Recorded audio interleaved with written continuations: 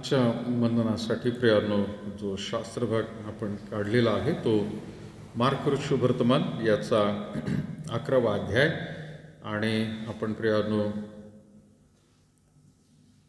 क्षमा करा 10वा अध्याय आणि 35 ते 45 यावेळेला आपण वाचलेला आहे.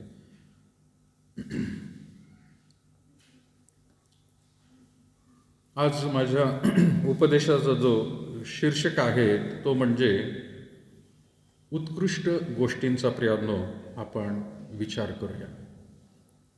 उत्कृष्ट गोष्टींचा आपण विचार करणार आहोत. आपण बऱ्याच वर्षांपासून प्रियानो पवित्र शास्त्र वाचत आहोत आणि नेमकं यामधल्या उत्कृष्ट गोष्टी कोणत्या आहेत? भरपूर तशा सांगायला गेलं तर प्रियानो खूप आहेत, पण मला वाटतं आज जरी आपण संख्येने कमी असलो तरी एक एक गोष्ट कोणी सांगेल का? उत्कृष्ट गोष्ट काय आहे की पवित्र शास्त्रात तुम्हाला आढळते?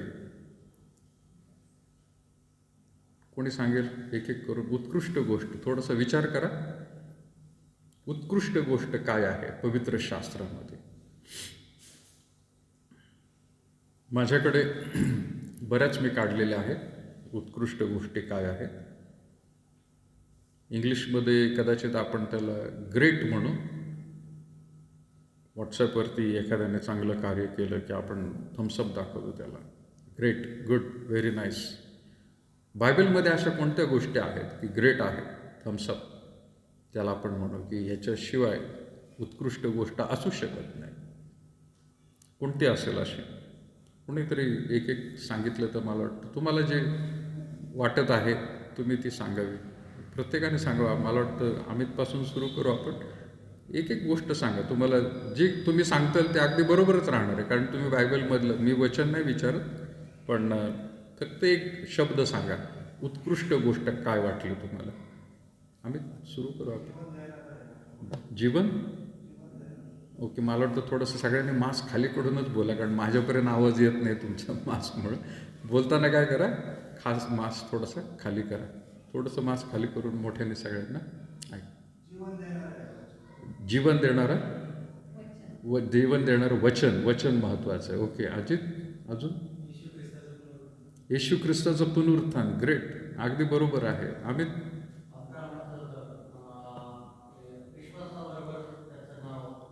ओके, अब्राहम, विश्वासाबद्दल. विश्वास हा एक उत्कृष्ट गोष्ट आहे. ओके, उजगरे पाळसाहेब? तारण. Okay sister? सार्वकालिक जीवन. अगदी बरोबर, तुम्ही सगळे बरोबर लाईनमध्ये आहात. उत्कृष्ट गोष्ट आहे. कांबळे अंकल? सर्वांचं. हो, पण कुठला बायबलमधली गोष्ट आहे किंवा एखादा शब्द काय आहे? जसं वचन आणि तारण किंवा अब्राहमाचा विश्वास. कुठली अशी तुम्हाला वाटतं उत्कृष्ट गोष्ट आहे? कांबळे बरोबर. स्वर्गीय जीवन म्हणजे हेवनली लाईफ. ओके, नानासाहेब? हां, 10 आज्ञा. ओके, त्याच्यासारखं दुसरं कंपॅरिझन नाही आहे. बळीच साहेब?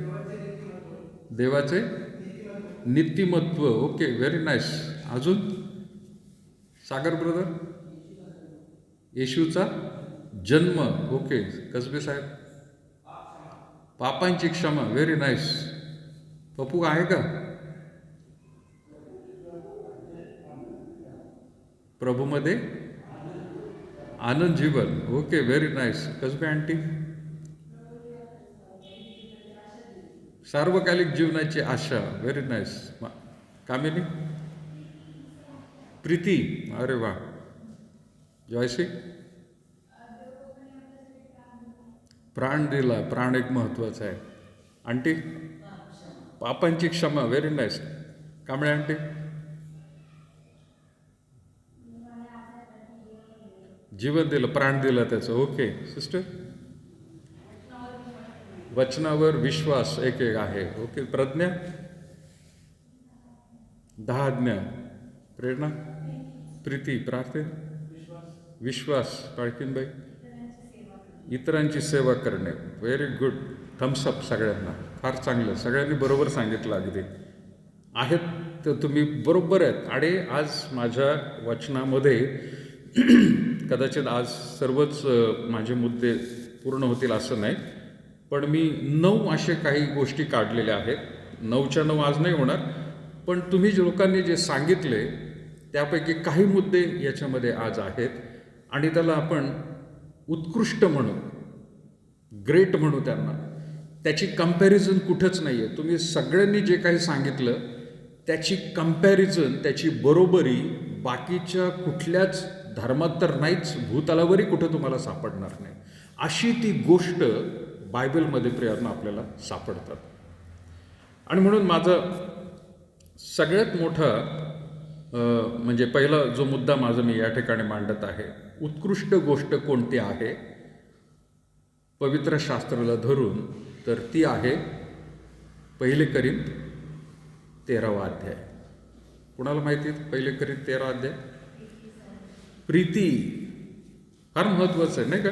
पवित्र शास्त्रामध्ये जी प्रीती आपल्याला सांगितलेली आहे त्याच्या समान प्रीती आपल्याला कधीच दुसरीकडे सापडणार नाही, किंवा प्रीतीबद्दलचं वर्णन दुसऱ्या पुस्तकांमध्ये मनुष्याच्या बुद्धीने लिहिलेलं असेल किंवा कुठलंही त्यांचं धर्मग्रंथ कोणाचं पण असेल, परंतु पवित्र शास्त्रामध्ये प्रीती ही इतकी सुंदर रीतीने दाखवलेली आहे.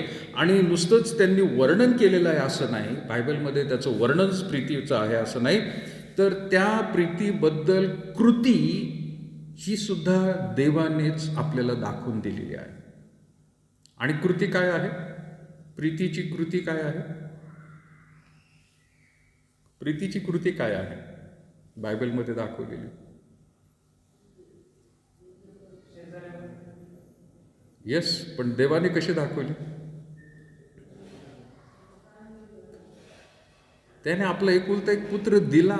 योहान 3:16 काय म्हणते? देवाने जगावर एवढी प्रीती केली की त्याने आपला एकुलता एक पुत्र दिला. No comparison. थम्सअप देवाला आपण म्हणू.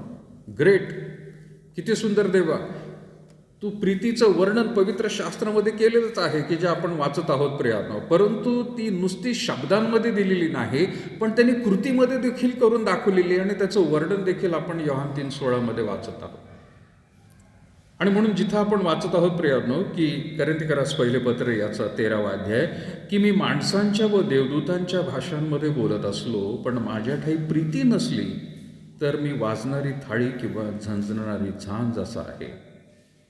मला संदेश देण्याची शक्ती असली, मला सर्व गुजे व सर्व विद्या अवगत असल्या आणि डोंगर ढळवण्यात येईल इतका दृढ विश्वास असला, पण माझ्या ठाई प्रीती नसली तर मी काहीच नाही.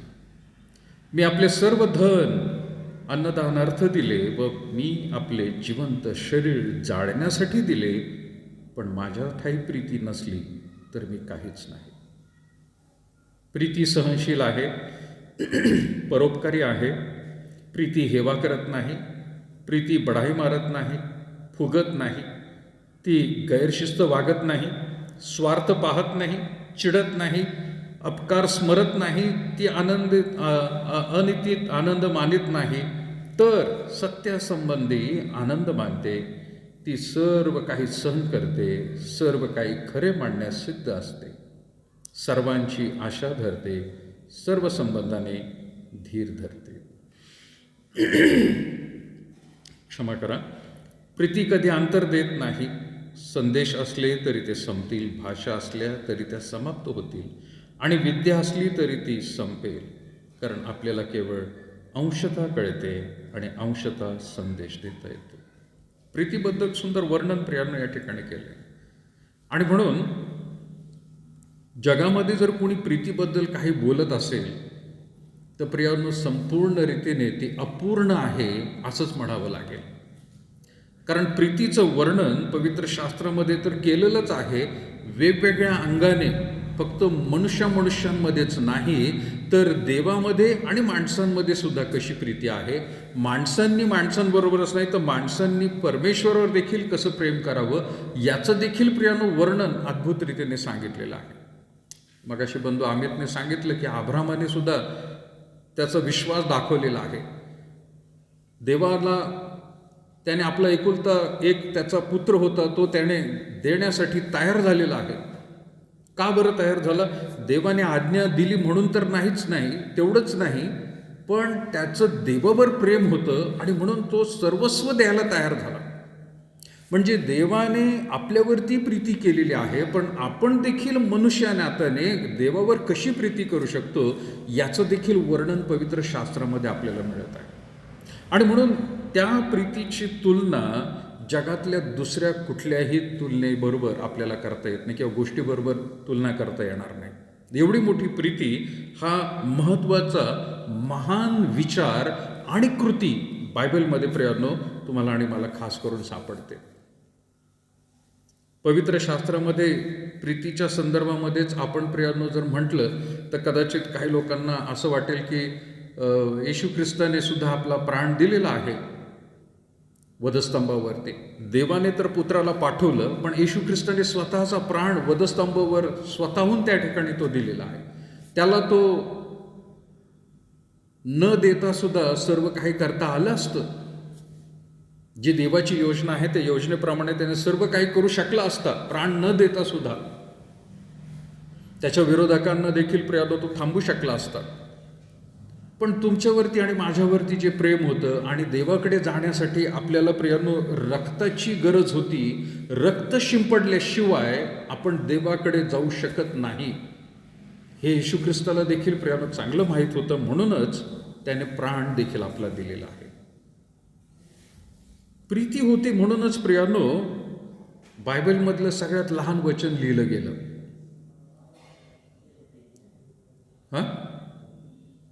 सगळ्यात लहान वचन बायबलमधलं येशू रडला. उगाचच रडला का तो? प्रीती होती म्हणून तो रडला प्रियांनो. त्याचा आवडता प्रियांनो मित्र लाजरस हा मरण पावला. तो मरण पावला आणि ते दुःख जे आहे ते त्याने त्याच्या 2 बहिणींमध्ये बघितलं आणि स्वतःला देखील त्याला दुःख झालेलं आहे. आणि म्हणून त्या प्रीतीमुळे सुद्धा पवित्र शास्त्रामध्ये लहानात लहान वचन जे आहे आपण म्हणतो येशू रडला. रडणं, अश्रू येणं, दुःख वाटणं का? कारण त्या समोरच्या व्यक्तीवर त्याची जास्त प्रीती होती. ही तुलना प्रियांनो आपल्याला बाकीच्या गोष्टींमध्ये कधीच सापडू शकणार नाही. आणि म्हणून सगळ्यात महान आणि पहिली गोष्ट आज मी तुमच्याबरोबर सांगत आहे ती म्हणजे प्रीती आहे. नंबर 2, प्रीती कुणी सांगितलं होतं आपल्यापैकी? आता कोणीतरी बोललं प्रीती म्हणून. कामिनी आहे, प्रेरणा पण आहे. Good, very nice, Thums Up. दुसरा प्रियांनो मी एक मुद्दा याच्यामध्ये घेत आहे. मला हे सगळे मुद्दे घेण्याचा मी प्रयत्न करत आहे. दुसरा मुद्दा की ज्याला कंपॅरिझन नाही, ज्याची तोड ज्याला म्हणू शकतो आपण कुठंच नाही आहे, आणि ते म्हणजे हा सुद्धा मुद्दा कोणीतरी सांगितला, येशू ख्रिस्ताचं रक्त. थम्सअप. त्याला कुठंच मिळणार नाही, दुसऱ्या धर्मात नाही, नुसतंच प्रियांनो वर्णन नाही, तर परत एकदा मी म्हणत आहे ते बायबलमध्ये सापडतंय.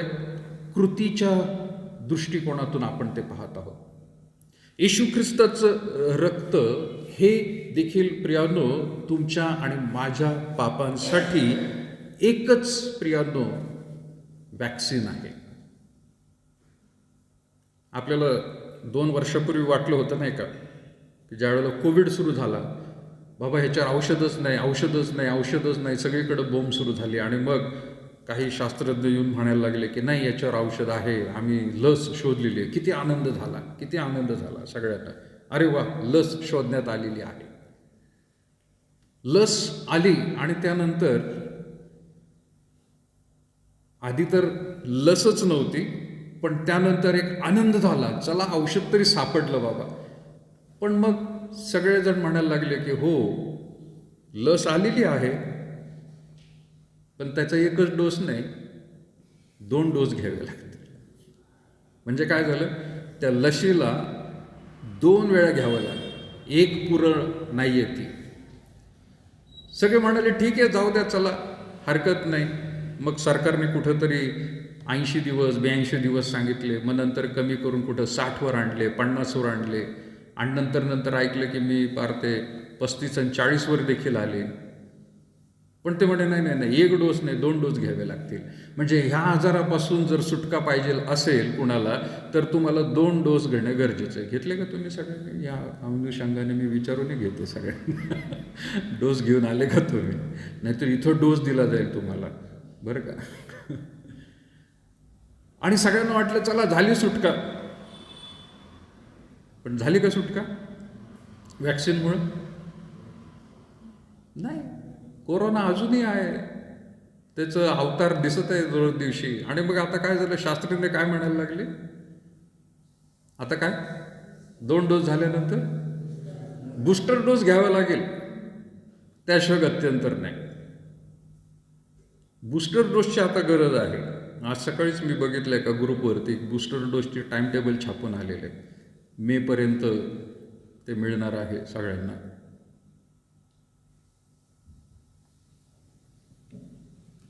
मला सांगायचा मुद्दा आहे, आपल्याला हे माहीत नाही की बूस्टर डोस हा सुद्धा कोविडसाठी शेवटचं औषध राहील का काय, नाही सांगता येत अजून. तो अवतार किती बदलेल अजून सांगता येत नाही.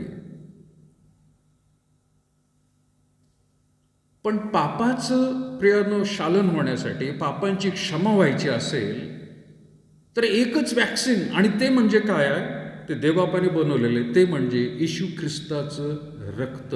No comparison, Thums Up. कुठेही मिळणार नाही. पापांची क्षमा जर आपल्याला पाहिजे असेल तर फक्त येशू ख्रिस्ताच्याच रक्ताद्वारे प्रियानो ते मिळू शकते. जगात दुसऱ्या कुठल्याही गोष्टींनी आपल्या पापांची क्षमा होणार नाही. त्या काळामध्ये यहुदी लोकांना सुद्धा वाटलं नव्हतं, किंवा ते सुद्धा अविश्वास धरत होते. ज्यावेळेला येशू ख्रिस्त त्यांना सांगत होता लोकांना, जा तुझ्या पापांची क्षमा झालेली आहे, ते म्हणायचे हा कोण पापांची क्षमा करणारा? अरे पापांची क्षमा करणारा फक्त देवच आहे, दुसरं कोणीच नाही. त्यांच्याकडे तेवढा एकच त्यांना पर्याय माहीत होता, कारण ते नियमशास्त्राप्रमाणे वागणारे होते. आणि त्यांना एकच पर्याय माहिती होता की ते रक्त प्राण्याचं दिल्यानंतरच पापांची क्षमा होत असते. हा इथं बसून कसं काय पापांची क्षमा करू शकतो? यहुदी लोकांना देखील प्रियानो त्याच्यावर संशय होता, किंवा त्यांना त्या ठिकाणी खरं वाटत नव्हतं. पण येशू ख्रिस्ताने ते करून दाखवलेले प्रियानो. वधस्तंभावरती आपला प्राण त्याने दिलेला आहे, आणि त्याच्या रक्ताद्वारे तुम्ही आणि मी शुद्ध होतो. म्हणजेच काय, देवाजवळ जातो आणि आपण म्हणत असतो प्रभू माझ्या पापांची क्षमा कर. देव म्हणतो तू कोण आहेस, मी ओळखत नाही. पण आपण त्याला काय म्हणतो, प्रभू मी येशू ख्रिस्ताचा स्वीकार केलेला आहे, त्याच्या वचनाप्रमाणे चालण्याचा निश्चय केलेला आहे, त्याने जे माझ्या जागेवरती स्वतःचा प्राण दिलेला आहे तो खरोखर मी स्वीकारत आहे. माझ्या बदल्यात तो मरण पावलेला आहे, हे मी ग्रहण करतो. मला शिक्षा पाहिजे होती, मला नरकामध्ये ढकललं जायला पाहिजे होतं, पण माझ्या ऐवजी त्याला तू वधस्तंभावर मारलेला आहे, हे मी कबूल करतो. आणि इथून पुढं कुठल्या प्रकारचं पाप मी करत नाही. म्हणून प्रभू माझ्या पापांची क्षमा कर, आणि तुझा मुलगा किंवा मुलगी होण्याचं मला स्थान तू दे. फक्त येशू ख्रिस्ताच्या रक्ताद्वारेच देवाच्या सान्निध्यामध्ये तुम्ही आणि मी जाऊ शकतो प्रियानो. हे कंपॅरिझन कुठंच नाही. कुठल्याही इतर गोष्टींप्रमाणे आपल्याला प्रियानो सांगितलेलं नाहीये दान धर्म करा की पापांची क्षमा होईल. कुठल्या तरी नदीमध्ये जाऊन आंघोळ करा आणि पापांची क्षमा होईल, असं कधीच नाही होऊ शकत. कितीतरी पैसे ओतले तर तुमच्या पापांची क्षमा होईल, असं कधी होऊ शकत नाही प्रियानो. खूप नामस्मरण करा, एखादं पुस्तक, धार्मिक पुस्तक खूप मोठमोठ्याने वाचून काढा, खूप मोठं ज्ञान मिळवा, पापांची क्षमा होईल, हे प्रियानो अजूनही कुणाला खात्रीने मिळालेलं नाहीये की खरंच माझ्या पापांची क्षमा होते. पण प्रभू येशू ख्रिस्ताच्या रक्ताद्वारे प्रियानो पापांची क्षमा मिळते. हेच प्रियानो आपल्याला सांगायला बायबलमध्ये सांगायला प्रियानो थांबत नाही. बाप्तिस्मा करणारा योहान सुद्धा काय म्हणाला, हा पहा जगाचं पाप हरण करणारा देवाचा कोकरा. तेव्हा हा रक्त सांडणार आहे. त्याच्याच रक्तामुळे जगाचं पाप हरण करणारा हाच तो देवाचा कोकरा आहे.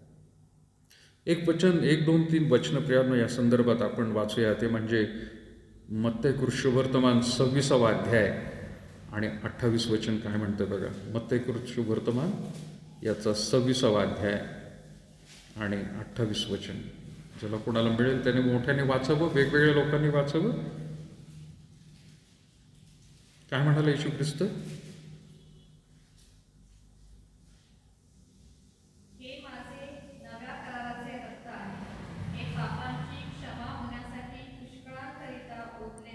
येस, हे माझ्या नव्या कराराचे काय आहे? रक्त आहे. नवीन करार केलेला आहे. वेगवेगळे बायबलमध्ये करार आढळतील प्रियांनो तुम्हाला. सगळ्यात पहिला करार कोणाबरोबर केला होता देवाने?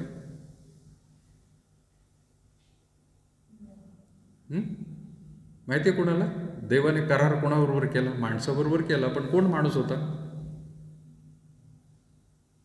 वेगवेगळे करार आहेत. सगळ्यात पहिला माणूस कोण? नोहा. आणि कसा करार केला त्याने? कराराचं चिन्ह काय होतं?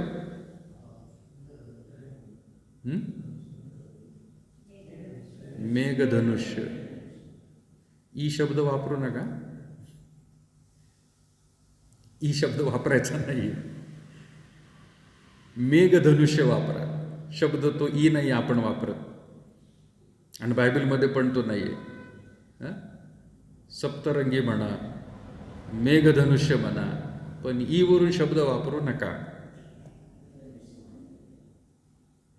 तो करार म्हणून केला होता. सुरुवातीला मानवाबरोबर देवाने करार केला की मी इथून पुढं मनुष्याला पाण्याच्या द्वारे मारणार नाही. अब्रामाबरोबर करार आहे, दाविदाबरोबर करार आहे, वेगवेगळे करार आहेत. येशू ख्रिस्ताचं या ठिकाणी म्हटणं आहे, काय म्हणत आहे तो? हे माझे नव्या कराराचे रक्त आहे, पापांची क्षमा होण्यासाठी पुष्कळांकरता ओतले जात आहे. ज्याने वॅक्सिन प्रियांनो आपल्यासाठी दिलं, तो स्वतः म्हणत आहे त्या वॅक्सिनची गॅरंटी काय आहे. त्या वॅक्सिनबद्दल सांगितलेलं आहे की पापांची क्षमा होण्यासाठीच हे रक्त ओतलं जात आहे. स्वतःचं रक्त वॅक्सिन म्हणून प्रियांनो पापासाठी दिलेलं आहे. पुण्यामध्ये आदर पुनावाला वॅक्सिन बनवणारी कंपनी, त्याने फक्त पैसे टाकलेले आहेत. त्याला स्वतःचं काही त्या ठिकाणी शरीरातलं द्यावं लागलं नाही आहे रक्त. त्याने वेगवेगळे केमिकल्स आणि संशोधन करून इकडून तिकडून काढून प्रियांनो त्याने वॅक्सिन बनवायला सुरुवात केली आणि त्याचा सगळ्यांना पुरवठा करत आहे. दुसऱ्या पण कंपन्या तसंच करत आहे. पण इथं खुद्द प्रभू येशू ख्रिस्त स्वतःचं रक्त देत आहे आणि प्रियांनो तो त्या ठिकाणी सांगत आहे त्याच्या शिष्यांना, पापांची क्षमा होण्यासाठी पुष्कळांकरता ओतलं जात आहे. पुष्कळ शब्द हे समजून येत आहे प्रियांनो की प्रत्येकालाच जसं आज सरकार सांगत आहे की वॅक्सिन टोचलं जाईल किंवा प्रत्येकाने ते घ्यावं, उपलब्ध आहे, पण सगळेच घेत आहेत का? नाही घेत आहेत. काही जणांना नको आहे, स्वेच्छेने प्रियांनो नाही घेत. खरं तर सरकारचा कुठल्याही प्रकारचा दबाव नाही आहे कुणावरती. काही ठिकाणी त्यांनी निर्बंध लावलेले आहेत. तुम्ही घेत नाही तर मग येऊ नका. घ्यायचं नसेल तर नका घेऊ, पण येऊ नका आमच्या काही ठिकाणी. तसंच अगदी येशू ख्रिस्ताबद्दल देखील झालेलं आहे. म्हणून सर्वांसाठी म्हटलेलं नाही त्याने. तो काय म्हणत आहे? पापांची क्षमा होण्यासाठी सर्वांकरता ओतलं जात आहे. असं काय नाही लिहिलं त्याने? हा शब्द का नाही आला किंवा का बोलला नाही? सर्वांसाठी एकच नाही. त्याला माहीत आहे यातले बरेच लोक माझा स्वीकार करणार नाहीत, मला झिडकारतील, आणि म्हणून सगळ्यांसाठीच हे रक्त ओतलं जाते असं नाही. तो म्हणत आहे पण जेवढे लोक माझ्यावरती विश्वास ठेवतील तेवढ्या सगळ्यांसाठी पुष्कळ लोक आहेत. ते पुष्कळ शब्द वेगळा आहे आणि सर्वांसाठी शब्द वेगळा आहे प्रिया. दोन वेगवेगळे हे शब्द आहेत. सर्वांसाठीच म्हटलं असतं ना तर झाडून सगळ्यांना वॅक्सिन जसं दाबून दाबून दिलं जात आहे, चला सगळ्यांसाठी येशू ख्रिस्ताचं रक्त शुद्ध करणार आहे. हो, अपेक्षा आहे की सगळ्यांनी यावं, पण सगळेच नाही घेणार. पुष्कळ शब्द लिहिलेला आहे. आणि म्हणून ख्रिस्ताचं रक्त पापांची क्षमा होण्यासाठी सगळ्यात उत्कृष्ट महान गोष्ट तुमच्यासाठी आणि माझ्यासाठी त्यांनी केलेली. प्रीती नंबर 1. नंबर 2, सगळ्यात महान कार्य, तारण जर मिळवायचं असेल तर सगळ्यात महान कार्य येशू ख्रिस्ताने केलेलं आहे, त्याचं म्हणजे वॅक्सिन त्याने तयार केलेलं आहे. प्रेषितांचे कृत्य 2 अध्याय 38 वचन काय म्हणतं बघा. प्रेषित 2:38.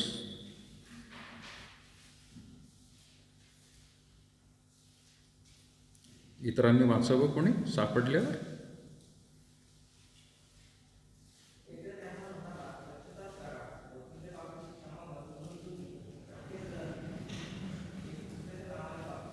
Yes, thank you. पेत्र त्यांना म्हणाला, पश्चाताप करा व तुमच्या पापांची क्षमा व्हावी म्हणून तुम्ही प्रत्येकजण येशू ख्रिस्ताच्या नावाने बाप्तिस्मा घ्या. आता पापांची क्षमा होण्यासाठी येशू ख्रिस्ताचं खरोखर रक्त शिंपडलं जायला पाहिजे असं नाही आहे तिथं. त्याने बळी म्हणून दिलेला आहे, पण मग तुम्हाला आणि मला पाण्यामध्ये जाऊन बाप्तिस्मा घेणं गरजेचं आहे. म्हणजे आपण सर्व अनितीपासून, दोषापासून, जगिकतेपासून प्रियानो स्वतःला दूर ठेवतो आणि प्रियानो देवासाठी शुद्ध आणि पवित्र होतो. प्रत्यक्ष येशू ख्रिस्ताने वधस्तंभावर जरी रक्त सांडलं तर ते रक्त आणून प्रत्येक माणसावरती, प्रत्येक पिढ्यांसाठी देवाने सांगितलं नाही की ते ओतलं जावं, ओतलं झालं, शिंपलं जावं. परंतु प्रियानो आता बाप्तिस्माद्वारे ती कृती पूर्ण होत आहे. आता त्यामध्ये म्हणून आपण काय करत असतो बाप्तिस्मा देत असताना, की प्रत्येक त्या व्यक्तीला पाण्यामध्ये बुडवत असताना पिता, पुत्र, पवित्र आत्म्याच्या नावाने मी तुझा बाप्तिस्मा करत आहे असं ते सेवक नेहमी म्हणत असतात. आणि तुझ्या पापांची क्षमा झालेली आहे म्हणून हे चिन्ह दाखल म्हणून आपण तुला पाण्यामध्ये बुडवत आहोत की तू आता एक नवीन व्यक्ती झालेला आहे, परिवर्तन तुझं झालेलं आहे. आता प्रत्यक्ष रीतीने त्या हौदामध्ये रक्त न टाकता पाण्याचं स्वरूप असतं की जसं आपलं शरीर धुवून निघतं तसं आपण विश्वास ठेवत आहोत की अंतःकरण देखील त्या मनुष्याचं बदललेलं आहे. हे सर्व काही ख्रिस्ताच्या रक्ताद्वारे झालेलं आहे. यातले आणखीन 2 रेफरन्स प्रियांनो आपण काढून वाचूया. 1 योहान 1 अध्याय आणि 7 वचन. योहानाचे पहिले पत्र 1 अध्याय आणि 7 वचन काय म्हणते प्रियांनो, कोणी वाचे?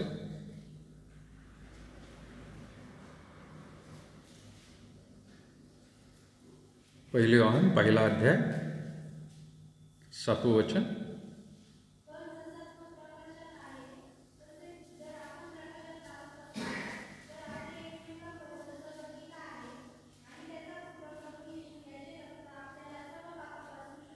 येस, कुठलंही प्रियांनो प्रॉडक्ट घेतल्यानंतर जर ते स्टँडर्ड असेल, प्रॉडक्ट घेतलं तुम्ही आणि ते जर स्टँडर्ड असेल, स्टँडर्ड एकदम, तर त्या प्रॉडक्टबरोबर तुम्हाला एक लिफलेट मिळत असतं किंवा त्याच्यामध्ये एक माहिती पुस्तक असतं किंवा एक कागद असतो. स्टँडर्ड येते तर त्याच्यामध्ये कागद असणारच आणि त्या कागदावरती वर्णन केलेलं असतं, कंपनी कोणती आहे, हे कशासाठी बनवलेलं आहे, कोणी बनवलेलं आहे, त्याची वॉरंटी गॅरंटी पण त्यामध्ये मिळालेली असते. मध्ये प्रार्थनेने लॅपटॉप घेतला आणि त्या लॅपटॉपमध्ये त्याला त्या बॉक्समध्ये त्याने उघडतानाच तो म्हणाला, डॅडी हे प्रॉडक्ट खरोखरचं वाटत नाही आहे मला, आतलं लॅपटॉप कंपनीचंच आहे पण कुणीतरी ते वापरलेलं आहे किंवा तो उपयोगात आलेला आहे, तो फोडलेला आहे बॉक्स. मग मी म्हटलं बाबा मला तर चांगलं वाटतं. तर तो म्हणाला नाही, त्याने मला यूट्यूबवर दाखवलं, त्याचं पॅकिंग कसं असतं बघा म्हणे, त्या बॉक्सवरचं पॅकिंग आणि मग बॉक्समधून ज्या वेळेला लॅपटॉप काढतो त्याचं वेगळं पॅकिंग, त्याची पिशवी कशी असते, त्याचं सील कसं असतं हे त्याने दाखवलं. आणि मग मी म्हटलं मग काय करणार, तर म्हणे रिटर्न करणार. त्याने परत रिटर्न केला. कंपनी त्या ह्याला फोन लावला कस्टमर केअरवर. त्यांनी सांगितलं आम्ही दुसरं पाठवतो तुम्हाला. त्यांनी दुसरा परत पाठवला, तोही तसाच निघाला सेम. आता तुम्ही आणि विचार केला असता, जाऊ दे मशीन तर चांगले आपल्याला, तर तो म्हणाला त्याच्यामध्ये वॉरंटी गॅरंटी कार्ड पण नाही आहे, नुसतंच तो प्लॅस्टिकच्या एका पिशवीमध्ये फोल्ड करून पाठवलेला आहे. सर्वसामान्य लोकांना वाटतं चला मिळालं लॅपटॉप झालं, पण उद्या जर त्याला काही झालं तर काय करणार, कोणाला बोलणार आपण? ते म्हणतील कागदपत्र दाखवा. मग परत एकदा पाठवला आणि तिसऱ्यांदा त्याने काय केलं, दुसऱ्या वेबसाईटवरून तो मागवला. आणि मग त्याने जसं यूट्यूबवर मला दाखवलं होतं अगदी तसंच पॅकिंग तिथं निघालं, कोरा करकरीत. अगदी लॅपटॉप उघडल्यावर तिथं आतमध्ये कीबोर्डवरती एक पांढरा कागदसुद्धा असतो. त्या प्रॉडक्टची माहिती, गॅरंटी, वॉरंटी त्या ठिकाणी दिलेली असते. आज प्रियानो, प्रभू येशू ख्रिस्ताने तुमच्यासाठी माझ्यासाठी जे रक्त सांडलेलं आहे त्याच्याबद्दल वारंवार पवित्र शास्त्रामधून सांगितलं जात आहे. वारंवार सांगितलं जात आहे की ते रक्त तुमच्या आमच्या सर्वांच्या पापांसाठी नक्की शुद्ध करणार आहे. खात्रीशीर सांगत आहे प्रियानो. ते वॅक्सिन देणारे सांगतील तुम्ही आम्ही ट्रायल घेतली, एवढ्या 1000 लोकांवरती, मुलांवरती ट्रायल घेतली आणि मगच आता ते बाजारामध्ये आम्ही ते घेऊन आलेलो आहे. पण तरी त्याच्यामध्ये काय होतंय, काही लोकांना त्रास होत आहेत, काही लोकांना त्रास होत आहेत आणि म्हणून काही लोक ते वॅक्सिन घेत नाहीयेत. ते म्हणतात नको बाबा. ते पण अगदी बरोबर आहे, चुकीचं नाहीये काय त्यात. ते मनुष्यानेच बनवलेलं आहे, ते कुठंतरी अपूर्ण राहिलेलं सुद्धा असणार आहे. सगळ्यांनाच ते लागू होईल असं नाही, परंतु ज्या वेळेला पापांची क्षमा आपण म्हणत असतो त्यावेळेला मात्र देव बापाने फुल 100 ने 1000 गॅरंटी त्यांनी दिलेली आहे. पापांची क्षमा होणार म्हणजे होणारच. आणि त्याच्याबद्दल प्रियानो आपण या ठिकाणी वाचत आहोत. आणि म्हणून हे वचन आपल्याला वाचायला मिळत आहे की 1 योहान 1 अध्याय आणि 7व्या वचनामध्ये, जसा तो प्रकाशात आहे तसे आपण प्रकाशात चालत असलो तर आपली एकमेकांबरोबर सहभागिता आहे. आणि त्याचा पुत्र येशू ख्रिस्त याचे रक्त आपल्या सर्व पापांपासून शुद्ध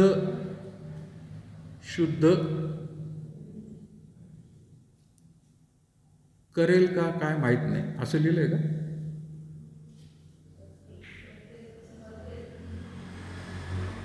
करू शकतेल असं लिहिलंय का?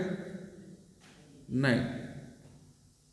त्याला व्याकरणामध्ये काय म्हणतात, ग्रामर, इंग्लिश ग्रामरमध्ये पूर्ण येते, परफेक्ट, खात्रीशीर सांगितलेलं आहे तुम्हाला आणि मला. जो कोणी येशू ख्रिस्ताकडे आपल्या पापांची क्षमा मागतो खात्रीने त्याला मिळणारच ती गॅरंटी. बघा होईल का नाही असं नाही म्हटलेलं तिथं. काल पाडकीनबाईंनी एक जोक मला दाखवला. पुण्याच्या माणसाने ते लिहिलं होतं, नाही पुण्याच्या माणसासाठी लिहिलं होतं ते. तिळगुळ घ्या आणि जमलं तर बघा. हां, तिळगुळ घ्या आणि जमलं तर बघा. म्हणजे पुण्याच्या माणसाने लिहिलं. ते नेहमी खवचटच बोलतात काय तर. आता मी पण पुण्याचा आहे, पण मी कधी असं एवढं नाही बोलतो पण मी पण जमलं तर बघा, जमलं तर बघा असं नाही लिहिलेलं इथं, आहे का नाही? जमलं तर बघा, ट्रायल करून घ्या, तुम्ही आमचे पहिलेच गिरायक आहात, असं कुठं काही म्हटलेलं नाही देवाने. खात्रीशीर म्हणते, करते म्हटल्यावरती संपलं प्रियानो. सर्व पापांपासून शुद्ध करते, डेफिनेट आहे, कुठलाही संशय न धरता. प्रत्येक माणसाने येशू ख्रिस्ताकडे मागावं पापांची क्षमा, त्याला ती खात्रीने मिळणार आहे. मग आपल्या वेगवेगळ्या रीतीने प्रियानो कुठलेही आणि किती भयंकर पाप ते असू द्या, देव क्षमा करायला तयार आहे, पण त्याने ते स्वतः कबूल करणं गरजेचं आहे.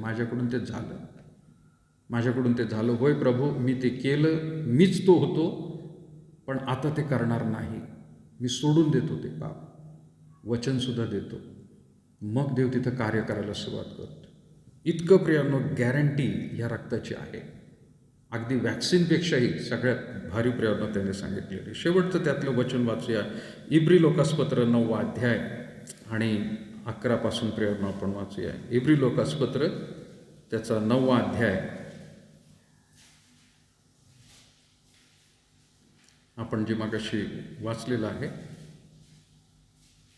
इब्री लोकासपत्र 9वा अध्याय आणि 11 पुढे. ख्रिस्त हा पुढे होणाऱ्या चांगल्या गोष्टी संबंधी प्रमुख याजक होऊन आला व जो हातांनी केलेला नाही, म्हणजे ह्या सृष्टीला नाही, अशा अनेक श्रेष्ठ व पूर्ण मंडपातून आणि बकरे व वासरे यांचे नव्हे, तर स्वतःचे रक्त अर्पण करून एकदाच परम पवित्र स्थानात गेला आणि त्याने सार्वकालिक मुक्ती मिळवली.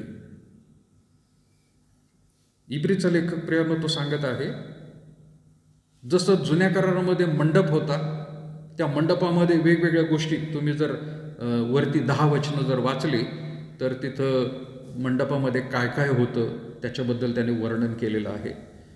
पण तिथं त्या मंडपामध्ये याजक हा अतिपवित्र स्थानामध्ये जात होता, पण जाण्याआधी त्याला स्वतःला देखील शुद्ध करावं लागत होतं. नुसतं स्वतःला शुद्ध करण्यासाठी बकऱ्याचं अर्पण देखील त्या ठिकाणी दिलं जात होतं. म्हणजे आधी स्वतःला जर जायचंय तर त्याने बकऱ्याचं रक्त त्या ठिकाणी देऊन स्वतःला शुद्ध करून मग आत जावं.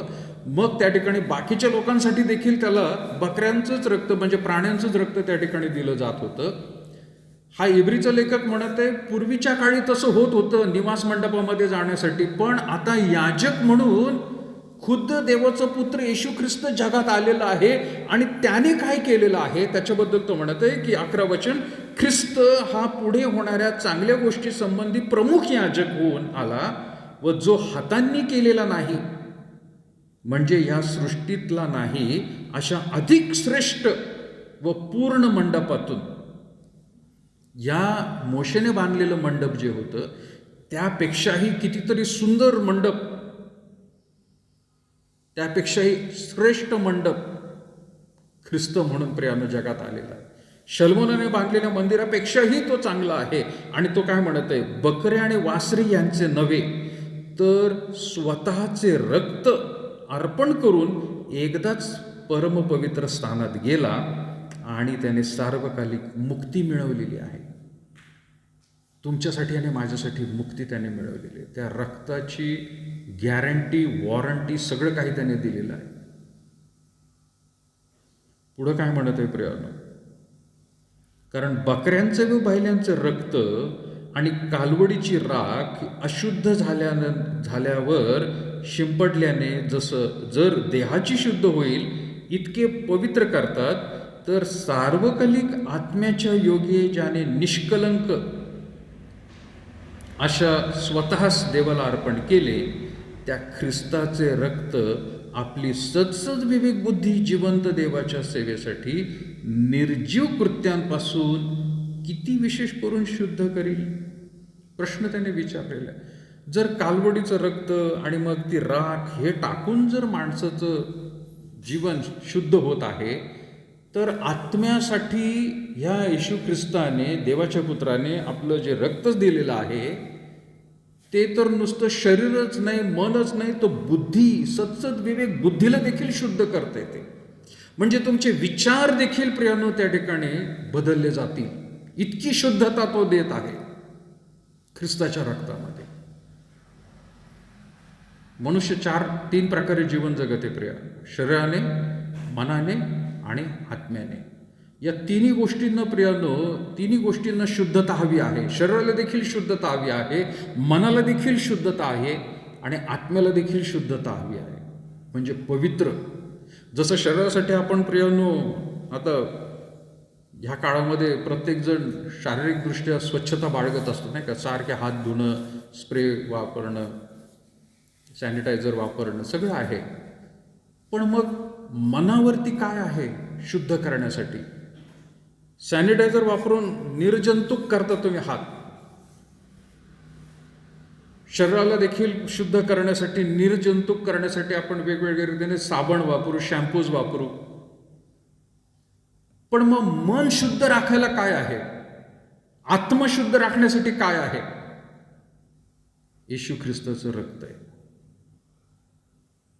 ते येशू ख्रिस्ताचं रक्त कुठल्या बाटलीमध्ये मिळणार नाही आहे, ते प्रत्यक्षरित्या तुम्हाला दिसणार नाही आहे, परंतु त्याने जी कृती केलेली आहे त्या कृतीवरती विश्वास ठेवणं हा महत्त्वाचा मुद्दा आहे.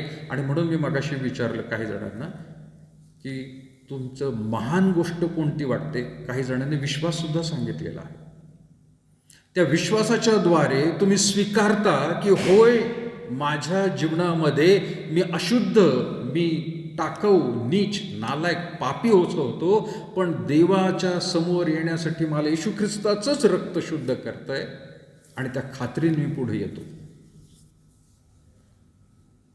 ही गॅरंटी, वॉरंटी येशू ख्रिस्ताच्या रक्तामध्ये आहे. सो पहिली गोष्ट प्रियानो आपण पाहिली प्रीती.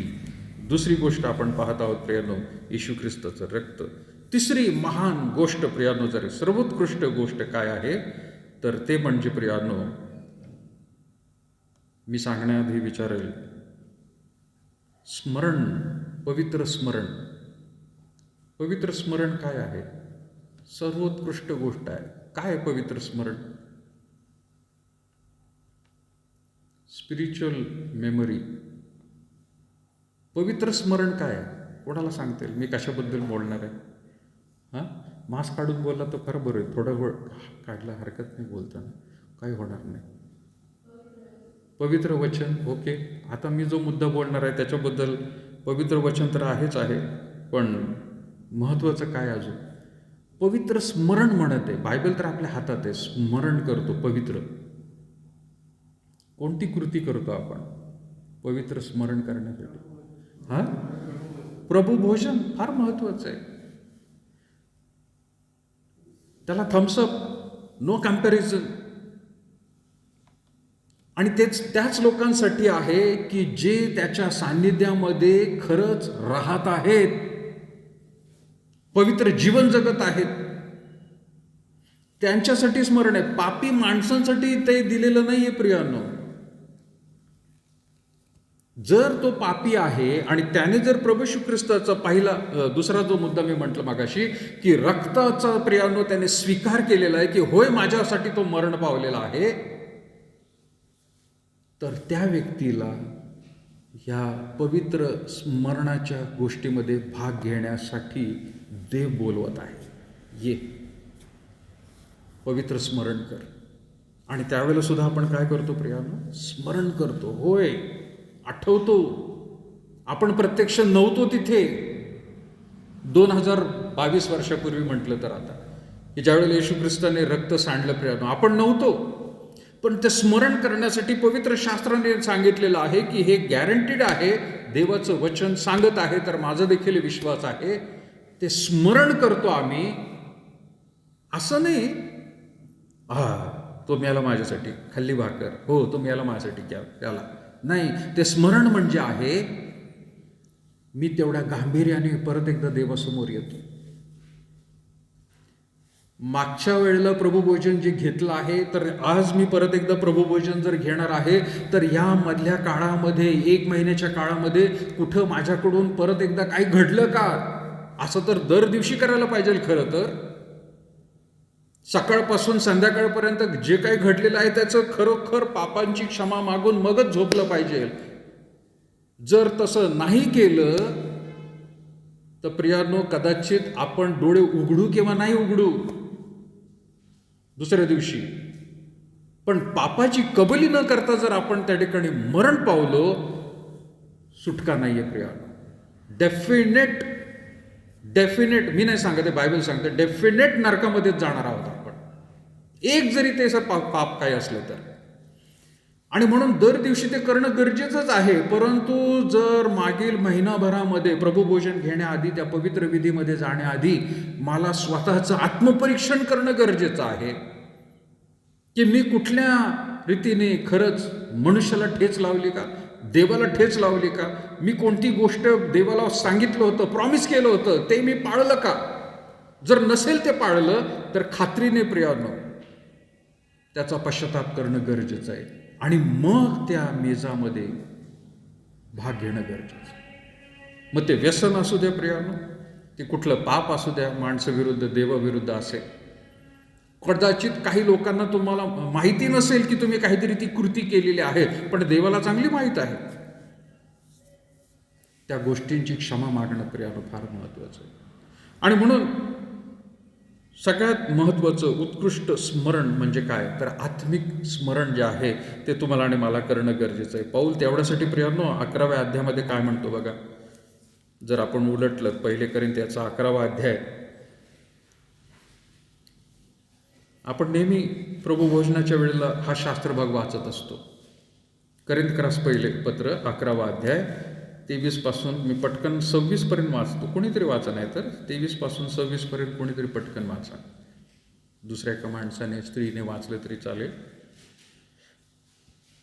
कारण जे मला प्रभूपासून मिळाले तेच मी तुम्हाला सांगून दिले की ज्या रात्री प्रभू येशू धरून गेला त्या रात्री त्याने भाकर घेतली, ईश्वरकार स्मरण करून ती मोडली आणि म्हटले, तुम्हासाठी जे माझे शरीर ते हे आहे, माझ्या स्मरणार्थ हे करा. मग भोजन झाल्यावर त्याला त्याने तसेच केले आणि म्हटले, हा प्याला माझ्या रक्तात नवा करार आहे. जितकेदा तुम्ही हा पिता तितकेदा माझ्या स्मरणार्थ हे करा. कारण जितकेदा तुम्ही ही भाकर खाता व हा प्याला पिता तितकेदा तुम्ही प्रभूच्या मरणाची तो येईपर्यंत घोषणा करा. थँक्यू. वचन काय म्हणते प्रियानो, 24 वाचनाचा शेवटचा भाग आणि 25 वाचनाचा शेवटचा भाग काय म्हणते तिथे. 24चा शेवटचा भाग काय, माझ्या स्मरणार्थ करा. आणि 25 मध्ये सुद्धा काय म्हटलं, जितक्यांदा तुम्ही हा प्याला पिता तितक्यांदा माझ्या स्मरणात करा. म्हणजे काय, देव येशू ख्रिस्त काय सांगत आहे तिथे, तो म्हणते आठवण करा. आठवण करा कसली, की होय माझ्या पापांसाठी सुटका नव्हती, मी नरकातच फेकला जायला पाहिजे होतो, पण माझ्या जागी येशू ख्रिस्ताने आपला प्राण दिलेला आहे, त्याने रक्त सांडलेलं आहे, मरण माझ्या जागेवरती त्याने सोसलेलं आहे. याचं स्मरण करा तो म्हणत आहे. दुसरं स्मरण त्याच्यामध्ये हे करा की त्याने पवित्र जीवन जगण्यासाठी काय काय आपल्याला करायला सांगितलेलं आहे. पवित्र शास्त्रामध्ये, शुभवर्तनामध्ये वेगवेगळ्या रीतीने देव आपल्याशी बोललेला आहे. त्याचं स्मरण तुम्ही करा की मी खरंच त्या आज्ञा पालन केलेले आहेत का, करत आहे का. ते स्मरण ज्या वेळेला होतं त्यावेळेलाच भाकर घेण्यामध्ये आपण भाग घेत असताना आधी आठवतो आणि जर काही केलं असेल तर त्याची पश्चाताप करणं गरजेचं आहे. आणि म्हणून वारंवार प्रियानो, आपल्याकडे एखाद्या वेळेला चुकलं असेल की पुढच्या रविवारी जर प्रभुभोजन आहे तर आपण आदल्या रविवारीच, म्हणजे आज या रविवारी आपण सांगतो की पुढच्या रविवारी प्रभुभोजनाचं विधी आहे, मनाची अंतःकरणाची तयारी करून या. ती तयारी म्हणजे काय, स्मरण करा, तुमच्या पापांची स्मरण करा आणि आपल्यासाठी ख्रिस्त मरण पावला त्याची स्मरण करा, आठवण करा त्याची. असं केलं नसल्यामुळे करिंथमधल्या मंडळीमध्ये प्रॉब्लेम झालेले आहेत प्रिया. आणि म्हणून तो पुढच्या वचनामध्ये काय म्हणतो, 30 वचनामध्ये काय म्हणतो प्रियानो. 29 वचन आहे, 28 वचन आहे, 27 वचन आहे. म्हणून स्मरण जर करत नाही तर तो काय म्हणत आहे, म्हणून जो कोणी अयोग्य प्रकारे ही भाकर खाईल अथवा प्रभूचा प्याला पिईल तो प्रभूचे शरीर व रक्त या संबंधाने काय होईल, तो दोषी ठरेल. तुम्ही स्मरण केलं नाही, तुम्ही नुसतीच भाकर खाताय, नुसताच प्याला पिताय. आणि म्हणून याच वचनावरून प्रियानो मी दरवेळेला सांगत असतो की प्रभुभोजन हे प्रसाद नाहीये. बाकीच्या लोकांसाठी मंदिरामध्ये, देवळामध्ये गेल्यानंतर त्यांना जे काही तिथं मिळतं ते खाल्ल्यानंतर त्यांना असं वाटतं आपण शुद्ध झालो, पवित्र झालो. हा त्यातला प्रकार नाहीये. No comparison. याच्यासारखं प्रियानो दुसरी कुठलीच गोष्ट तुम्हाला तुलना करता येणार नाही. ते लोक तो पदार्थ खाल्ल्यानंतर शुद्ध होतात, पण पवित्र शास्त्र बायबलमध्ये आपण ख्रिस्ती लोक करत आहोत की ते खाण्याआधी आपण शुद्ध राहायला पाहिजे. ते खाण्याआधी शुद्ध राहायला पाहिजे, मगच खाण्याचा अधिकार तुम्हाला मिळतो. म्हणून तिथं म्हटलेलं 27 वचन, जो कोणी अयोग्य प्रकारे ही भाकर खाईल अथवा प्रभूचा प्याला पिईल. म्हणजे काय? अयोग्य प्रकारे, कुठल्याही प्रकारे पापांची क्षमा नाही मागितली. बरं, याचा अर्थ असा होत नाही बरं का, या महिन्यात मी काहीतरी कृती केली, त्याची प्रभुभोजनाच्या आधी मी क्षमा मागितली, प्रभुभोजन घेऊन टाकले. एकदा प्रभुभोजन घेतलं की परत वारंवार तेच करत राहायचं आणि पुढच्या प्रभुभोजनाच्या वेळेला परत एकदा म्हणायचं की नाही, माझ्या पापांची क्षमा कर आणि मी प्रभुभोजन घेतो. तसं नाही आहे प्रिया. मग हे ते कसं होईल माहिती आहे ना? आता मला ते वचन नाही काढायचं आहे, पण थोडक्यात सांगत आहे. कुत्रा आपलीच ओकी परत खातो, तशासारखं ती गोष्ट आहे. पाहिलं का कधी कुत्र्याला? ओकतो आणि परत चाटतो आणि खाऊन घेतो. चिकट घाण सगळी ती आपण नको म्हणतो, आपल्याच पोटातून आलेली असते ती. ती कसं किती किळसवाणे वाटत असतं. देव तशाच रीतीने आध्यात्मिकदृष्ट्या किळसवाणं म्हणतो. किती घाणेरडा मनुष्य हा. एकदा म्हणतो मी ओकून टाकलेलं आहे, मी सोडून टाकलेलं आहे, आणि परत तीच गोष्ट करतो हा. वारंवार तो करत राहतोय. त्याला म्हटलेलं अयोग्य प्रकारे, म्हणून म्हणत आहे तिथं 27. म्हणून जो कोणी अयोग्य प्रकारे ही भाकर खाईल अथवा प्रभूचा प्याला पिईल, तो प्रभूचे शरीर व रक्त या संबंधाने दोषी ठरेल. म्हणून 28 वचन, माणसाने आत्मपरीक्षण करावे आणि मग त्या भाकरीतून खावे. आत्मपरीक्षण त्याने करणं गरजेचं आहे. आणि म्हणून आता याच्यामध्ये आणखीन एक वाईट गोष्ट म्हणजे प्रॅक्टिस सुरू अशी झालेली आहे की ख्रिस्ती लोक, मंडळीतले लोक ते म्हणतात जाऊ दे ना, मग प्रभुभोजनच घ्यायला नको, त्या दिवशी येतच नाहीत चर्चला, भागच घ्यायला नको, जाऊ दे. पण त्या पापामधून सुटायला नको म्हणतात. ते पापातून नाही सुटायचं. ते प्रभुभोजनापासून, मंदिरापासून लांब राहिलेलं बरं. प्रभुभोजनाच्या वेळेला ते निघून जातील बाहेर, नको बाबा माझ्याकडून जाईल. अरे पण संधी आहे ना, पापांची क्षमा मागण्याची संधी आहे. देव अजूनही आपल्याला उपलब्ध आहे की तो पापांची क्षमा करायला तयार आहे. पण माणसं एवढी निगरगट्ट झालेली आहेत की ते म्हणतात नाही नाही नाही, ते पाप सुटणार नाही माझ्याकडून, ते प्रभुभोजन सुटलं तरी चालेल पण पाप सुटायला नको. काही जणांनी त्यामुळं प्रियानो देवाचं वचन, अशी प्रॅक्टिस सुरू झालेली बरं का. मी आपल्या चर्चबद्दल बोलत नाही आहे, सर्वत्र मी बघितलेलं आहे लोक तसं जीवन जगत आहेत. त्याच्यामध्ये आणखीन एक प्रॅक्टिस अशी सुरू झालेली आहे की काही तरुण तरुणी किंवा पुरुष माणसं सुद्धा त्याच्यामुळं बाप्तिस्मच घेत नाहीत. नको, जाऊ दे, ते बाप्तिस्म घेतल्यानंतर पवित्र जीवन जगायला लागेल आणि पवित्र जीवन जगायला लागले की मगच प्रभुभोजन मिळेल, त्याच्यापेक्षा नकोच, फक्त नावाने ख्रिस्ती आहेत. बाप्तिस्मच घेत नाहीत, पुढे ढकलतात, यावेळेला नाही पुढच्या वेळेला घेऊ. का? तर अजून ते पाप गोड लागत आहे त्यांना, ते चांगलं वाटत आहे.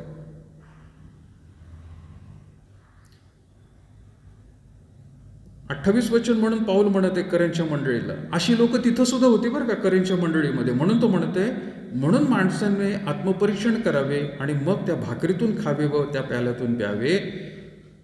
29, कारण त्या शरीराचे मर्म ओळखल्याशिवाय जो खातो आणि पितो तो खाण्याने व पिण्याने आपणावर काय करतो? दंड ओढून घेतोय. लोकांना आज मास्क नाही लावला तर दंड बसतोय, मास्क लावला नाही फक्त तर दंड बसतोय. आणि इथं मात्र सरसकट सगळेच बिनधास प्रभुभोजन घेतात, पापांची क्षमा न मागता सुद्धा. काही लोक, सगळेच करतात असं नाही म्हणत आहे, तेवढं गांभीर्याने ते घेत नाही आहेत. माझा तिसरा मुद्दा चाललेला आहे की प्रभुभोजन हे सर्वोत्कृष्ट, त्याची तोड नाही, त्याची तुलना नाही आहे, आणि ते सगळ्यात विशेष म्हणून पवित्र शास्त्रात दिलेलं आहे. 30 वचन, तुम्हामध्ये, पाऊल म्हणत आहे करिंथच्या मंडळीला, तो म्हणत आहे, तुम्हामध्ये पुष्कळ जण दुर्बळ व आजारी आहेत आणि बरेच निद्रेत आहेत. निद्रेत म्हणजे काय? मरण पावलेले, ते काय झोप घेत आहेत, जिवंत आहेत आणि झोप घेत आहेत तसल्या निद्रेबद्दल बोलत नाही आहे, पण तो त्या निद्रेबद्दल बोलत आहे की जे मरण पावलेले आहेत. तुम्हामध्ये पुष्कळ जण दुर्बळ व आजारी आहेत. प्रभुभोजन गांभीर्याने घेतलं नाही आणि म्हणून शारीरिक दृष्ट्या आजार जडलेला आहे.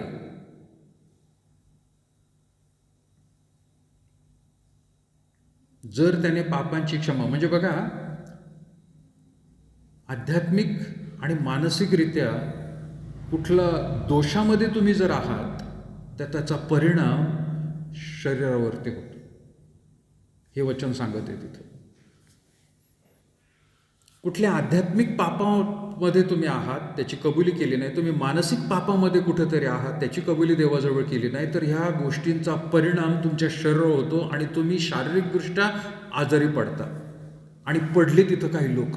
आणि म्हणून पाऊल त्यांना तो म्हणत आहे, कारण शरीराचे मर्म ओळखल्याशिवाय जो खातो व पितो तो खाण्याने व पिण्याने आपणावर दंड ओढून घेतो. तुम्हामध्ये पुष्कळ जण दुर्बळ आणि आजारी आहेत आणि बरेच निद्रेत आहेत. झोपले काही जण, मरण पावले, पण त्यांनी सोडलं, पापाची कबुली केली नाही त्यांनी. मेले ते, पण पापाची कबुली केली नाही त्यांनी.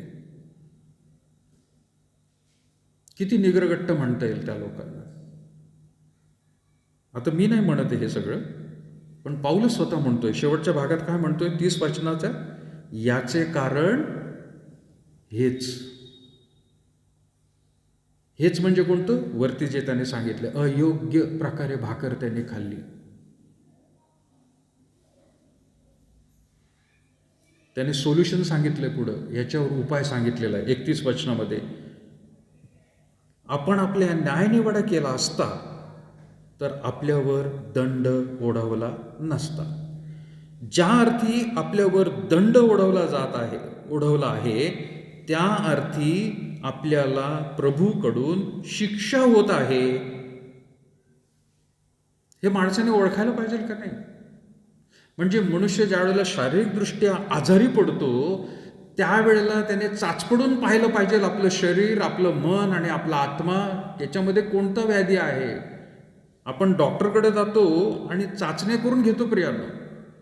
टेस्टिंग म्हणतो आपण, आहे का नाही? वेगवेगळे टेस्टिंग करून घेतो आपण. आपला भाऊ अजितने पण केलं नाही का लेटेस्ट. पडला तो, कशाने बाबा, चक्कर आली, काय झालं. मग डॉक्टरांनी सगळं शोध लावला, सगळ्या टेस्टिंग केल्या. मनुष्य शारीरिकदृष्ट्या आजारी पडल्यानंतर सगळे टेस्टिंग करतो, पण मानसिक आणि आध्यात्मिक टेस्टिंग करतो का तो? बाबा कुठं पाप आलं, कुठं काय चुकलं माझं, काहीतरी ते वरती चुकलंय. लक्षात घ्या, मन आणि आत्मा याच्या खाली शरीर असतं. या दोघांचा परिणाम शरीरावर होत असतो, शरीराचा परिणाम या दोघांवर होत असतो.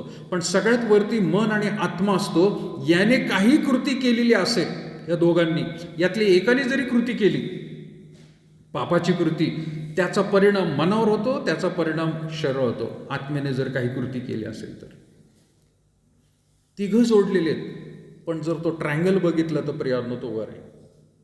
मन आणि आत्मा याचा परिणाम शरीरावर होत असतो. शारीरिकदृष्ट्या काय केलं त्याचा परिणाम आत्म्यावर आणि मनावर होतो. मनाने जर काही कृती केली पाप, त्याचा परिणाम आत्म्यावर होतो, शरीरावर पण होतो. हे मी नाही सांगत आहे, हे पवित्र शास्त्राचं हे वचन सांगत आहे प्रियांनो. कारण तो म्हणत आहे, तुम्हामध्ये पुष्कळ जण दुर्बळ आणि आजारी आहेत आणि बरेच निद्रेत आहेत. याचे कारण हेच, आपण आपला न्यायनिवाडा केला असता तर आपल्यावर दंड उडवला नसता. हे झालंच नसतं. तो म्हणतो तुम्ही आजारी पडले नसते आणि बरेच लोक मेले पण नसते. पण आपल्यापैकी बऱ्याच जणांनी तसं केलं नसल्यामुळे अजूनही तुम्हामध्ये पुष्कळ जण आजारी आहेत, दुर्बळ आहेत. आणि तो म्हणते काही तर मरूनही गेलेले आहेत. 32 वचन, ज्या अर्थी आपल्यावर दंड उडवलेला आहे त्या अर्थी आपल्याला प्रभूकडून शिक्षा होत आहे, अशा हेतूने की जगाबरोबर आपल्याला दंडाज्ञा होऊ नये. आज जर तुम्ही ही संवेदनशील गोष्ट जर लक्षात आणली आणि तशा प्रकारे कृती जर केली तर न्यायाच्या दिवशी सगळ्या लोकांना जसा दंड होणार आहे नरकामध्ये, तसं होणार नाही. जगाबरोबर आपल्याला दंडाज्ञ होऊ नये म्हणून आज आपण सुधारायला पाहिजे तो म्हणत आहे. हीच गोष्ट प्रियानो सर्वोत्कृष्ट गोष्ट आहे, ही कुठं दुसरीकडे सापडणार नाही. 32 वचन म्हणून वाचा प्रियानो परत एकदा. ज्या अर्थी आपल्यावर दंड उडवलेला आहे त्या अर्थी आपल्याला प्रभूकडून शिक्षा होत आहे, अशा हेतूने की जगाबरोबर आपल्याला दंडाज्ञ होऊ नये. त्यावेळेला आपण वाचवलं जावं, म्हणजे आज सुधारलो तर शेवटच्या दिवशी आपण एस्केप झालो, त्यांच्याबरोबर आपल्याला मिळणार नाही, आपल्याला बक्षीस मिळेल. सो प्रभुभोजन किती गांभीर्याने ते घेणं गरजेचं आहे. आणि त्याच्यासारखी दुसरी गोष्ट कुठंच नाही. सो 3 गोष्टी आपण पाहिल्या आज: प्रीती, येशू ख्रिस्ताचं रक्त आणि आत्मिक स्मरण. प्रीती प्रियानो याला आपण म्हणू की तारणासाठी सर्वोत्कृष्ट हे प्रियानो तत्व आहे. आपलं जर तारण झालेलं आहे तर आपण प्रीती करत राहावी. सगळ्यांवर प्रीती करेल तो मनुष्य, शत्रूवर देखील प्रीती करायला तो भाग पाडेल. का? त्याचं तारण झालेलं आहे. ज्याचं तारण झालेलं आहे ना, तो शत्रूवर तर करणारच नाही, तो त्याच्या लोकांवर सुद्धा प्रीती करत नाही. असं जर व्यक्ती आढळलं तर त्याचं तारण झालेलं नाही समजून घ्यायचं. दुसरी गोष्ट प्रियानो आपण बघितली, येशू ख्रिस्ताचं रक्त पापांची क्षमा होण्यासाठी एकच वॅक्सिन प्रभूने आपल्याला दिलेलं आहे, ह्याच्याशिवाय दुसरं काहीच नाही. आणि तिसरी गोष्ट म्हणजे प्रियानो आध्यात्मिक स्मरण, हे फार गरजेचं आहे. फक्त येशू ख्रिस्तानेच माझ्या पापांसाठी वधस्तंभावर मेला याची आठवण ठेवली आणि खाल्ला असं नाही. आपल्याच कृतींबद्दल आपल्याला आठवण करून घ्यायची की माझ्याकडून काय घडलेलं आहे. पुढच्या वेळेला प्रियानो देवाची इच्छा असेल तर आपण पुढच्या अजून काही मुद्दे आहेत टॉपमध्ये, ज्याला आपण म्हणू थम्सअप, ग्रेट, उत्कृष्ट, सर्वोत्कृष्ट आणि श्रेष्ठ, अशा गोष्टी प्रियानो आपल्याला देवाच्या वचनातून पाहायच्या. प्रार्थना करूया प्रियानो. प्रभू, आम्ही पुन्हा एकदा विशेष तुझा आभार मानत आहोत या वेळेसाठी. तुझ्या वचनातून प्रभू तू आमच्याशी बोलत आहेस. जरी या मूलभूत गोष्टी आहेत, परंतु प्रभू तरी देखील आमच्या मनावरची आणि आत्म्यांवरची धूळ, पापाची धूळ झटकून पुन्हा एकदा या गोष्टींचं स्मरण करून आम्ही स्वतःला प्रभू खरोखर ख्रिस्ती म्हणवण्याचे योग्य आणि तुझ्यासमोर उभे राहण्यास योग्य पवित्र घडवून स्वतःला प्रभू आम्ही आणावं म्हणून सहाय्य कर. आज उपस्थित असलेल्या तुझ्या या सर्व प्रियजनांवरती तुझी दया, तुझी कृपा आम्ही मागत आहोत. जे वचन प्रभू आम्ही काढून वाचलेलं आहे, मनन केलेलं आहे, ते आमच्या स्मरणात असू दे. प्रीती, येशू ख्रिस्ताचं रक्त आणि उपकार स्मरण करून तुझा विधी, या 3 गोष्टींवरती आम्ही स्मरण करावं प्रभू. या आठवड्यात आणि पुढील जीवनामध्ये प्रभू या मूलभूत गोष्टी आम्ही कधीही विसरू नये, याचा आम्हाला विसर पडू देऊ नकोस प्रभू, ही आम्ही तुझ्याकडे विनंती करतो. वारंवार तुझ्या आत्म्याच्या द्वारे आम्हाला प्रभू टोचणी लागू दे, बोध लागू दे. आणि येशू ख्रिस्ताने जे आमच्यासाठी वधस्तंभावर प्राण दिलेला आहे ते देखील प्रभू आम्ही सदैव आमच्या मनामध्ये बाळगावं. आणि प्रत्येक कृती पुढील दिवसात, आठवड्यात, जोपर्यंत या भूतलावर आहोत, ती करण्याआधी याचं स्मरण प्रत्येकाला असण्यास प्रभू तू मदत कर. पुन्हा एकदा प्रभू उपस्थित असलेले सर्व प्रियजन आणि त्यांच्या मागे असलेलं त्यांचं कुटुंबीय आणि आज जे उपस्थित नाही आहेत अशांचे देखील प्रभू आम्ही आठवण करून त्यांना तुझ्या पवित्र हातात सादर करत येशूच्या नावात मागत आहोत म्हणून प्रयत्न. उभे राहूया प्रभूने शिकवलेली प्रार्थना. हे आमच्या स्वर्गातील बापा, तुझे नाम पवित्र मानले जाओ. जसे स्वर्गात तसे पृथ्वी, तुझ्या क्षेत्रामध्ये छोटे समजते तसे तू आमचं असो आणि आम्हाला पक्षता नकोस तर आम्हाला वाटापासून सोड, कारण की राज्य सामर्थ्याने सर्व काळ तुझं. आपल्या परमेश्वराचं प्रेम, प्रभू श्री ख्रिस्ताची कृपा आणि पवित्र आत्म्याची सहभागिता आता आणि इथून पुढे सदैव तुम्हा सर्व लहान थोर प्रियजन असो. खाली बसूया प्रियांनो. काल आज सर्व काळ येशू सारखा,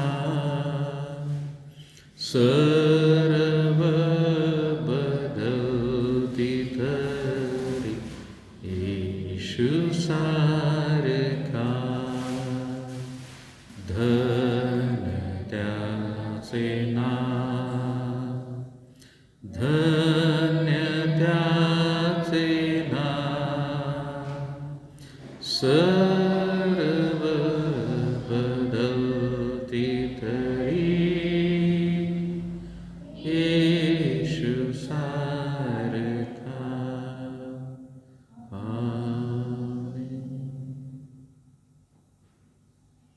थँक्यू प्रियांनो. पुढील आठवड्यापासून संडे स्कूल जे आहे ते पुढील आठवड्यापासून सुरू करू आपण, पण ते ऑनलाईन राहील संध्याकाळच्या वेळेला. थँक्यू. आपली परत एकदा भेट पुढच्या रविवारी. जर निर्बंध कुठले येत नाही आहेत तर आपण या ठिकाणीच प्रियांनो परत एकदा भेटणार आहोत. थँक्यू सगळ्यांचा.